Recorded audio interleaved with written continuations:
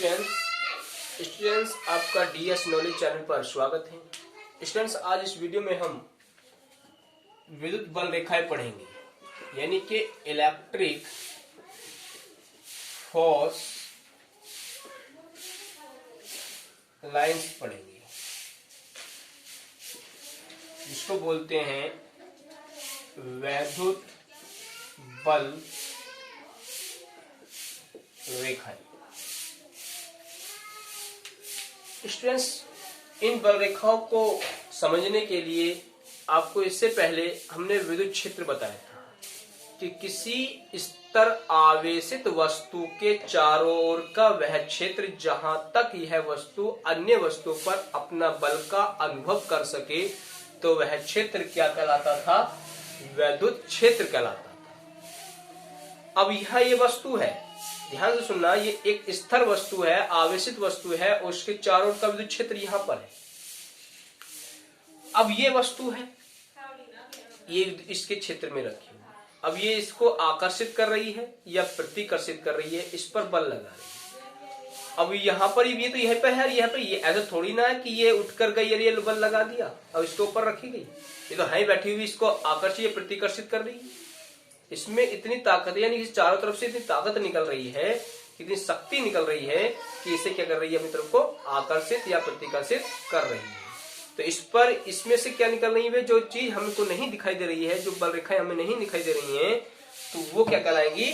वे काल्पनिक बल रेखाएं होती हैं जो इस वस्तु के चारों ओर होती हैं। जैसे मैं आपसे सीधी सी बात बता दूं, एक वस्तु ये है और यहाँ तक क्षेत्र बन रहा है, तो इसका कहने मतलब है अगर ये वस्तु आकर्षित हो रही है तो इस पर, इसके द्वारा इस पर बल लग रहा है, और वो बल कौन लगा रहा है? रेखाएं हैं। इसके अंदर से एक काल्पनिक बल रेखाएं निकलती हैं, काल्पनिक रेखाएं निकलती हैं जो किसी वस्तु पर बल लगाती हैं, इसलिए उन्हें बल रेखाएं कहते हैं, और वो आवेश के द्वारा होती हैं, इसलिए उनको वैद्युत बल रेखाएं बोल देते हैं। तो कहने का मतलब ये है कि विद्युत क्षेत्र को जो प्रदर्शित करती हैं, विद्युत क्षेत्र की जो डायरेक्शन, दिशा को प्रदर्शित करती हैं, वे कहलाती हैं बल रेखाएं, वैद्युत बल रेखाएं।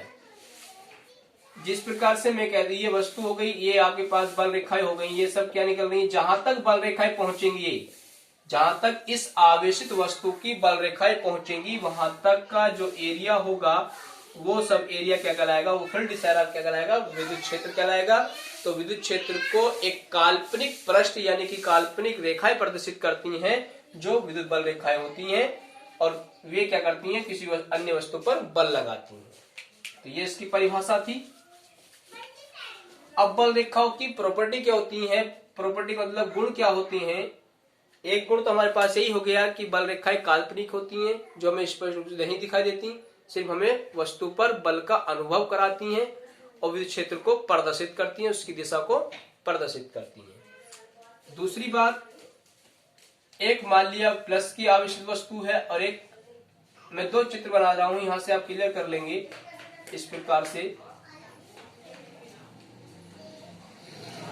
ये आपके पास एक चित्र है और एक ये माइनस की है, और यहां से आप इस प्रकार से इसको समझेंगे।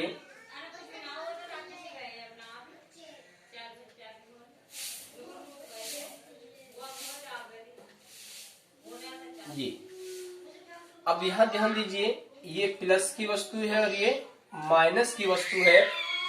तो कहने का मतलब ये है, अगर प्लस की वस्तु है तो वहां उससे बल रेखाएं उससे बाहर निकलेंगी, उससे दूर होकर जाएंगी, और यदि माइनस की वस्तु है तो उस पर बल रेखाएं आएंगी।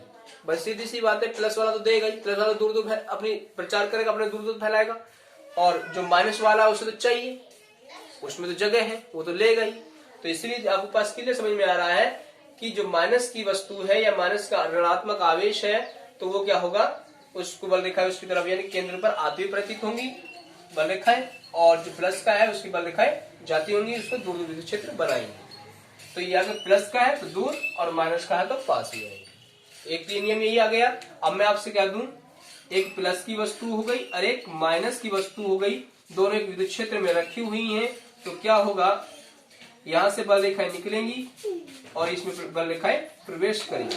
इस प्रकार से आप समझ लीजिए कि यहां से क्या पता चल रहा है, यहां से पता चल रहा है कि यहां से देखो, यहां से बल रेखाएं निकल रही हैं तो कुछ दूरी पर। अब यहां इधर वाले की बात करें जब आप इस पर ध्यान लगाएंगे तो आती हुई प्रतीत दिखाई देंगी, और जब इस पर ध्यान लगाएंगे तो जाती हुई प्रतीत हो रही है। इस चिन्ह से आपको पता चल रहा है।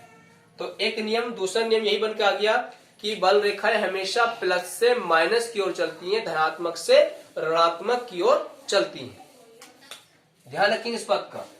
तीसरी बात कि बल रेखाएं, जितनी भी बल रेखाएं किसी आवेशित वस्तु से निकलती हैं जो विद्युत क्षेत्र को प्रदर्शित करती हैं, वो एक दूसरे को कभी नहीं काटती।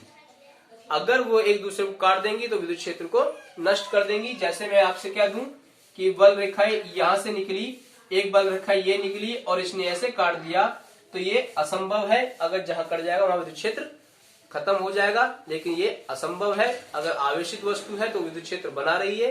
क्यों? क्योंकि बल रेखाएं उसकी एक दूसरे को नहीं काट रही हैं, तो बिल्कुल सीधी चलती हैं, त्रिज्यीय रेखा के रूप में चलती हैं, एक दूसरे को नहीं काटती। चौथा गुण ये होता है कि जितनी लंबी बल रेखाएं होंगी उतना ही विद्युत क्षेत्र कम होगा। जितनी बल रेखाएं छोटी होंगी, बल रेखाएं जितनी छोटी हैं, विद्युत क्षेत्र उतना ही बड़ा है। कैसे समझेंगे?